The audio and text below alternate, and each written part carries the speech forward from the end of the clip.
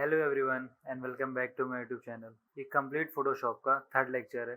इससे पहले हमने फोटोशॉप के टूल्स के बारे में बेसिक्स देखा था और लेयर्स के बारे में जाना था। इस लेक्चर में हम देखने वाले हैं ओपेसिटी और फिल के डिफरेंस के बारे में। तो जैसा कि मेरे सामने एक बैकग्राउंड का लेयर है और उसके ऊपर एक टेक्स्ट का लेयर है और टेक्स्ट का लेयर फिलहाल ब्लैक कलर में, बट मुझे वो वाइट कलर में चाहिए। जैसा भी मैं वाइट कलर कर लेता हूँ तो हमारा बैकग्राउंड का लेयर इतना ज़्यादा ब्राइट है कि हमारा टेक्स्ट का लेयर दिखाई ही नहीं देता है। तो उसके लिए हम क्या करेंगे कि बैकग्राउंड लेयर को हम थोड़ा सा डार्कन कर देंगे। और उसके लिए क्या करना पड़ेगा, सिंपली हम एडजस्टमेंट टूल पे से जाके एक सॉलिड एडजस्टमेंट सेलेक्ट करेंगे। जैसे यहाँ पे फर्स्ट थर्ड जो एडजस्टमेंट है वो फिल एडजस्टमेंट होता है। जैसे कि अभी मैं सॉलिड कलर सेलेक्ट कर लेता हूँ तो यहाँ पे पूरा का पूरा एक सॉलिड कलर आ गया है, डार्क कलर। अब मुझे मेरे लेयर को भी डार्क कलर करना है तो मैं सिंपली यहाँ से ब्लैक कलर सेलेक्ट कर लूँगा और ओके कर दूँगा। बट ये फ़िलहाल तो कम्प्लीटली ब्लैक है और मुझे ये लेयर जो है टेक्स्ट लेयर के ऊपर नहीं चाहिए, बैकग्राउंड लेयर के ऊपर चाहिए। तो मैं इसको यहाँ से नीचे ले आऊँगा और इसकी ओपेसिटी मैं थोड़ी सी कम कर दूँगा। जैसे कि अब आप देख पा रहे हो इसकी ओपेसिटी कम हो गई है, कलर जो है थोड़ा डार्क हो गया है और हमारा टेक्स्ट लेयर जो थोड़ा विजिबल हो गया। और वही इसके बदले अगर मैं फिल को कम करूँगा, जैसे अभी मैं Ctrl+Z दबा के अंडू कर देता हूँ। ओपेसिटी पहले हमारा 18% था, हम फिल को भी 18% कर देते हैं तो आप देखेंगे कि दोनों में ज़रा भी फ़र्क नहीं दिख रहा है। तो ओपेसिटी और फिल में डिफरेंस होता क्या है, यही हम इस वीडियो में बात करने वाले हैं। तो अब देखेंगे कि ओपेसिटी और फिल कब और कैसे एक दूसरे से डिफरेंट काम करता है। तो उसके लिए एक सॉलिड कलर ले लेंगे। ये कुछ ज़्यादा हो जाएगा तो मैं थोड़ा येलोइश सा ले लेता हूँ, ये थोड़ा ठीक रहेगा। तो अगर हमें दो लेयर को आपस में इंटरेक्ट कराना हो तो उसके लिए सबसे बेस्ट ऑप्शन होता है ब्लेंड मोड, जो हमने पिछले वीडियोस में भी बात की हुई है। तो सिंपली यहाँ पे भी हम वही करेंगे। यहाँ सिंपली मैं नॉर्मल से हटाकर इसे ओवरले पर कर दूंगा और अगर मैं यहाँ से इसकी ओपेसिटी कम करूँगा तो ये ट्रांसपेरेंट होने लगेगा। और वही अगर मैं इसकी फिल कम करूँगा तो ये अभी भी ट्रांसपेरेंट ही होगा। बट कुछ कंडीशंस ऐसे होते हैं जहाँ पर ओपेसिटी और फिल अलग काम करते हैं और ब्लेंड मोड्स के ही 8 डिफरेंट ऑप्शंस के साथ ही वो अलग अलग काम करते हैं। तो अब देखेंगे कि वो 8 ऑप्शंस कौन कौन से। तो मैं उसका लिस्ट आपको बाजू में दे दूंगा, आप देख लेना। फिलहाल एक एग्जांपल ले लेते हैं, जैसे कि मैं यहाँ से भी हार्ड मिक्स पर कर लेता हूँ तो आप देखेंगे कि ये किस तरह का दिखाई दे रहा है। और अगर यहाँ से मैं ओपेसिटी कम करूँगा तो धीरे धीरे ये ट्रांसपेरेंट होने लगेगा और ये एक साथ पूरे लेयर को ही ट्रांसपेरेंट करेगा। और वही अगर मैं इसे 100 पे कर दूंगा और इसके बदले अगर मैं फिल कम करूँगा तो आप देखेंगे कि ये लेयर को ट्रांसपेरेंट नहीं कर रहा है बल्कि उसकी इंटेंसिटी कम कर रहा है। वो जो मैंने हल्का सा ओपेक कलर लिया है उसकी इंटेंसिटी कम कर रहा है, ना कि ट्रांसपेरेंट कर रहा है। जैसे कि अगर मैं इसे 50% पे ले लेता हूँ तो आप देखेंगे कि ये किस तरह दिखाई दे रहा है। और वही अगर मैं इसे वापस से 100% करके ओपेसिटी को 50% करूँगा तो आप देखेंगे कि ये किस तरह दिखाई देता है। तो इसी से ही आपको दोनों का डिफरेंस समझ में आ रहा होगा। अब मैं आपको इसका थोड़ा एडवांस टेक्निक बताता हूँ। जैसे मैंने अभी इस लेयर का फिल 30% पे किया हुआ है और अगर मुझे इसे थोड़ा अच्छे से इन्हेंस करना है तो एक और ऑप्शन आता है ब्लेंड इफ, और उसे यूज़ करने के लिए सिंपली इस लेयर पे हम डबल क्लिक करेंगे तो यहाँ आपके सामने एक पॉपअप ओपन होगा और यहाँ पर हम देखेंगे पहले ऑप्शंस में यहाँ पर ब्लेंड इफ लिखा हुआ है। तो यहाँ पे आपको दो ऑप्शन मिल जाते हैं। जो पहला होता है वो करंट लेयर का ऑप्शन होता है, मतलब अगर हम करंट लेयर के डार्क एरियाज को स्क्रॉल करेंगे तो करंट लेयर के जो डार्क एरियाज होते हैं वो हटने लगेंगे। जैसे यहाँ से अगर मैं इसे आगे कर दूंगा, फिलहाल कुछ फ़र्क नहीं पड़ रहा है, बट अगर मैं इसे थोड़ा और आगे लेके जाऊँगा तो आप देखेंगे कि ये डार्क एरियाज को पूरी तरह रिमूव कर देता है। बट हमें ये नहीं चाहिए, हमें ये कम्प्लीटली चाहिए। हमें चाहिए ये इसके नीचे वाले लेयर पे, मतलब अंडरलाइंग एरियाज के डार्क पार्ट पे इफ़ेक्ट ना करे। तो जैसे कि अगर मैं इसे डार्क एरियाज को थोड़ा आगे करूँगा तो आप देखेंगे कि डार्क एरियाज से इस लेयर का इफ़ेक्ट हटते जा रहा है। अगर मैं ब्राइट एरियाज से स्क्रॉल करूँगा तो आप देखेंगे कि ब्राइट एरियाज से इसका इफ़ेक्ट हटते जा रहा है। बट अगर आप देखेंगे तो ये कुछ अच्छा सा नहीं लग रहा है। तो इसे अच्छी तरह से करने के लिए हम सिंपली इस स्क्रोलर पे अल्ट प्रेस करके क्लिक करेंगे तो देखेंगे कि दो पार्ट में डिवाइड हो चुका है। तो अब अगर हम इसे एक पार्ट को आगे लेके जाएंगे, मतलब पहले वाले से जितना दूर लेके जाएंगे तो आप देखेंगे कि उतना ज़्यादा अच्छा दिखाई देता है। तो अगर मैं इसे करीब यहाँ पर रखूँगा तो आप देखेंगे कि तो इसका इफेक्ट डार्क एरिया से हट चुका है और ये काफ़ी विजिबल हो चुका है, काफ़ी अच्छा दिखाई दे रहा है। अब यहाँ तक आपने देख लिया, तो इसके बाद मैं यहाँ पे एक एग्जांपल लेके बताने वाला हूँ कि आप ये फिल और ब्लेंड इफ के ऑप्शंस को यूज़ करके कैसे एक फ़ोटो में एक फेक सन बना सकते हैं। जैसे कि मेरे पास अभी एक इमेज है, एक सब्जेक्ट के तौर पे एक डॉग है और पीछे बहुत सारे पेड़ हैं, बट यहाँ पे सन नहीं है। तो मैं क्या करूँगा, मैं इस इमेज में एक सन ऐड करूँगा। तो उसके लिए सबसे पहले एक न्यू लेयर ले लेंगे जो कि हमारा सन का लेयर रहेगा, और उस पर हम ब्रश टूल से एक सन बनाएंगे। जैसे मैंने यहाँ पे ब्रश सेलेक्ट कर लिया, उसके बाद यहाँ ब्रश के ऑप्शन में आके आपको यहाँ पे एक सॉफ्ट राउंडेड ब्रश का ऑप्शन सेलेक्ट करना पड़ेगा। यहाँ पे बहुत सारे रहते हैं, जैसे कि आप यहाँ पर देख सकते हैं। तो फर्स्ट वाले में जाके आपको यहाँ पे सॉफ्ट राउंड ब्रश का ऑप्शन सेलेक्ट करना होगा। उसके बाद ये कुछ ऐसा रिजल्ट देगा। तो सबसे पहले एक सन बना लेते हैं। आप यहाँ पर कहीं भी एक सन बना सकते हैं। चाहे तो आप ब्रश का साइज़ छोटा या बड़ा कर सकते हैं, जैसे कि मैंने फर्स्ट पार्ट में बताया था आपको कि छोटा करने के लिए आपको बस ब्रैकेट ओपन को क्लिक करना है और बड़ा करने के लिए ब्रैकेट क्लोज को। तो फिलहाल इतना बड़ा सही रहेगा मेरे ख्याल से। तो मैं यहाँ पर एक सन ड्रॉ कर लेता हूँ। ये फिलहाल ठीक लग रहा है, बट हमें इसे यहाँ प्लेस नहीं करना है, हमें इसके बदले यहाँ पर पेड़ों के पास प्लेस करना है। तो सबसे पहले इसे थोड़ा एडिट कर लेते हैं ताकि ये अच्छा दिखने लगे। और जैसा कि मैंने आपको बताया कि मैं इसमें ब्लेंड मोड्स, ब्लेंड इफ और फिल वगैरह सारे टूल्स यूज़ करने वाला हूँ। तो मैं यहाँ पर कलर डॉ सेलेक्ट करने वाला हूँ। तो आप देख सकते हैं इसका इफेक्ट चेंज होता हुआ दिखाई दे रहा होगा। बट फिलहाल मुझे इतना नहीं चाहिए, मुझे थोड़ा कम चाहिए, मतलब इसकी इंटेंसिटी थोड़ी कम चाहिए। तो इंटेंसिटी के लिए जैसा मैंने आपको बताया, मैं यहाँ पे इसका थोड़ा फिल कम कर लूँगा। इतना शायद ठीक रहेगा। और उसी में यहाँ कहीं पेड़ों के पास फिट कर दूँगा। इसे थोड़ा बड़ा कर लेते हैं। तो अब मैं यहाँ पर एक ब्लेंड इफ का ऑप्शन यूज़ करने वाला हूँ। तो सिंपली उसके लिए यहाँ पर लेयर पे आके डबल क्लिक करेंगे। उसके बाद जब ये पॉपअप ओपन हो जाए तो यहाँ पर आप देखेंगे ट्रांसपेरेंसी शेप्स लेयर के ऑप्शंस को हम अनचेक कर देंगे।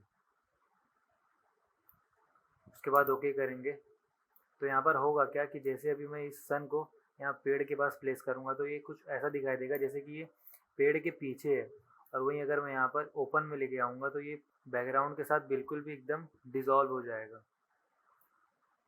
तो फिलहाल इसे यहीं रहने देते हैं क्योंकि मुझे यहीं चाहिए। बट फिलहाल ये कुछ सन का इफेक्ट लग नहीं रहा, क्योंकि अगर यहाँ पे सन रहेगा तो उसकी लाइटिंग भी यहाँ तक आनी चाहिए। तो उसकी लाइटिंग के लिए हम यहाँ पर एक एडजस्टमेंट टूल का यूज़ करेंगे। उसके लिए यहाँ पर आएंगे। जैसा कि मैंने बताया, ये ऊपर के जो तीनों होते हैं ये फिल टूल के काम आते हैं। जैसे कि सॉलिड कलर हो गया, पैटर्न हो गया और ग्रेडियंट हो गया। तो फिलहाल हम यहाँ पर ग्रेडियंट का यूज़ करेंगे। तो इसके लिए यहाँ पर क्लिक करेंगे। जैसा आप देखेंगे कि लीनियर ग्रेडियंट है, तो ऊपर से नीचे तक डार्क टू लाइट होते जा रहा है। फिलहाल यहाँ पर येलो कलर सेलेक्ट है इसकी वजह से। तो अगर आप यहाँ पर क्लिक करेंगे तो इसके लिए एक अलग से ऑप्शन ओपन होगा। तो यहाँ पर नीचे जो दो बटन है उससे आप एक कलर की साइज़ छोटी या बड़ी कर सकते हैं, या फिर यहाँ पर आप डबल क्लिक करके इसके कलर को चेंज भी कर सकते हैं। जैसे फ़िलहाल ये यहाँ पर येलो है और इस साइड भी येलो है, बट ऊपर के जो दो बटन है वो इसकी ओपेसिटी को कंट्रोल करते हैं। जैसे कि यहाँ पर फर्स्ट वाले के येलो कलर के ऊपर हम देखेंगे तो इसकी ओपेसिटी 100% है, तो ये पूरी तरह दिखाई दे रहा है। बट बाद वाला जो येलो कलर है उसके ऊपर अगर हम क्लिक करेंगे तो इसकी ओपेसिटी 0 है। अगर हम इसे भी बढ़ा देंगे तो देखेंगे कि ये भी 100, ये भी 100 और ये पूरी तरह से फिल हो चुका है। बट अगर मैं यहाँ पर डबल क्लिक करके दूसरा कोई कलर ले लूँगा, जैसे कि फ़िलहाल अगर मैं रेड ले लूँ, तो यहाँ पर आप देखेंगे येलो टू रेड एक ग्रेडियंट बन चुका है। बट फिलहाल हमें ऐसा इफेक्ट नहीं चाहिए, हमें ट्रांसपेरेंट इफेक्ट ही चाहिए। तो रेड वाले की ओपेसिटी हम थोड़ी कम कर लेंगे। और जो सन का इफेक्ट होता है वो येलो टू रेड ही होता है, तो इसलिए हम यहाँ पर रेड रहने ही देंगे और यहाँ पे ओके कर देंगे। बट फिलहाल ये वन डायरेक्शन में ही चलते जा रहा है। जैसे कि यहाँ पर आप इसका एंगल देख सकते हैं। अगर मैं इसका एंगल चेंज कर दूँगा, इसका सिर्फ एंगल चेंज होगा बट फिर भी ये वन डायरेक्शन में ही जा रहा है। तो फिलहाल मुझे ऐसा चाहिए कि ये एक पॉइंट से चारों तरफ कलर को स्प्रेड करे। तो यहाँ पर मैं इसे लीनियर से हटाकर रेडियल पे कर दूंगा। यहाँ पर बाकी भी ऑप्शन है जैसे कि एंगल है, रिफ्लेक्टेड है, डायमंड है। डायमंड से देखेंगे आप यहाँ पर एक स्टार के फॉर्म में एक इफेक्ट आ चुका है। बट हमें ये नहीं चाहिए, हमें रेडियल ही चाहिए। तो यहाँ पर मैं रेडियल सेलेक्ट कर लूँगा और मुझे जहाँ से चाहिए कि जहाँ से इफेक्ट आए वहाँ पर मैं इसे प्लेस कर दूँगा। जैसे हमारा सन फिलहाल यहाँ पर है तो इसे मैं यहाँ प्लेस कर दूँगा। और जो यहाँ पर स्केल लिखा हुआ है यहाँ से मैं इसकी साइज़ छोटी या बड़ी कर सकता हूँ। जैसे यहाँ से भी ये बड़ा होता दिखाई दे रहा होगा आपको, और अभी फ़िलहाल ये छोटा हो रहा है। तो इसे हम करीब इतना रख लेते हैं, ये सही दिखाई दे रहा है।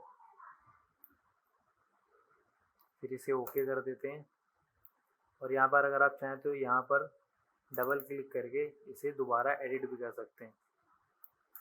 बट ये फ़िलहाल काफ़ी डार्क दिखाई दे रहा है, तो मुझे ऐसा नहीं चाहिए। मुझे ऐसा चाहिए कि बाकी लेयर के साथ मर्ज हो जाए, वो भी काफ़ी ब्राइट फॉर्म में। तो इसे मैं नॉर्मल से हटाकर स्क्रीन पे कर दूंगा, तो देखेंगे कि काफ़ी खूबसूरत दिखाई दे रहा है। बट अभी भी जो हमारा सन है और सन का जो इफेक्ट है वो हमारे सब्जेक्ट तक नहीं पड़ रहा है। तो उसके लिए हम क्या करेंगे कि हमारे सब्जेक्ट को भी थोड़ा इन्हेंस करेंगे।